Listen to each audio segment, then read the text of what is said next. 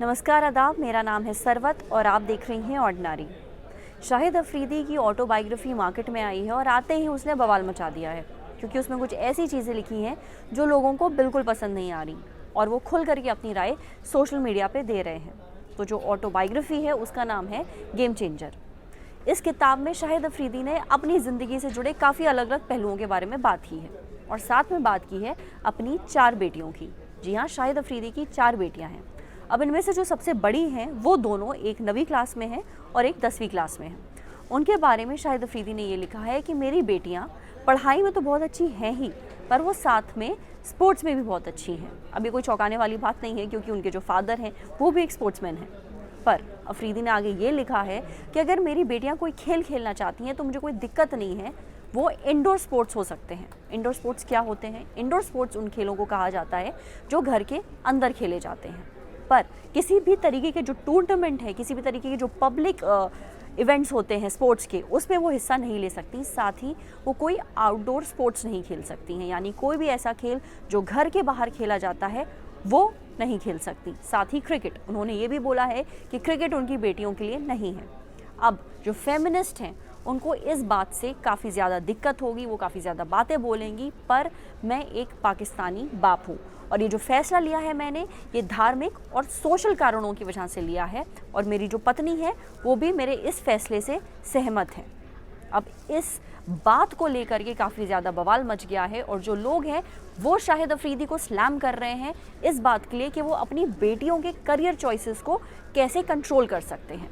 अब देखिए, आप में से भी कई लोगों को ये लगेगा कि भाई ये तो उनका निजी मामला है और बच्चे आगे जाकर के क्या कर सकते हैं क्या नहीं कर सकते, इस बात को चुनने का हक माँ बाप का नहीं होगा तो और किसका होगा? सही बात है।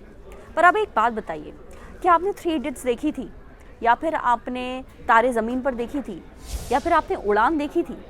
ये सारी फिल्में देखने के बाद आपको लगा होगा कि नहीं, बच्चों को ना अपना करियर चुनने का पूरा हक होना चाहिए क्योंकि उनकी ज़िंदगी है, मेहनत उनको करनी है, पढ़ाई उनको करनी है, करियर उनको बनाना है और ज़िंदगी भर उस करियर को ढोना है, जीना है, रोज़ ऑफिस जाना है, रोज़ कमाना है और आगे ज़िंदगी बितानी है। तो फिर माँ बाप कैसे बच्चों के लिए फ़ैसला ले सकते हैं? अब बात यह है कि जब ये सारी चीज़ें हम पिक्चर में देखते हैं तब तो हमें बहुत अच्छी लगती हैं, थिएटर से बाहर निकल के हमारे अंदर जोश भर जाता है और हम उसके बारे में बात करते हैं। पर असलियत में जब कोई बाप या कोई भी पेरेंट अपने बच्चे के बारे में ऐसा बोलता है तो हम कहते हैं भाई माँ बाप नहीं चुनेंगे अपने बच्चों का करियर तो कौन चुनेगा?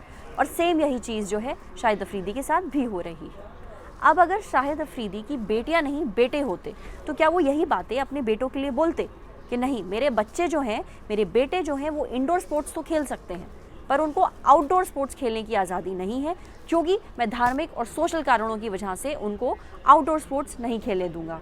कई बार जब लड़कियों की आती है बहुत सारी दिक्कतें होती हैं जब वो अपना कोई करियर चुनना चाहती हैं। बहुत पेरेंट्स ऐसे होते हैं जो कि हज़ारों चीज़ों को कंसिडर करते हैं कि पड़ोसी क्या कहेंगे, जो सोशल फैक्टर्स हैं वो रिस्पॉन्सिबल होते हैं, बहुत सारी ऐसी बातें होती हैं और इस वजह से लड़कियां खुल के अपना करियर चूज़ नहीं कर पाती हैं।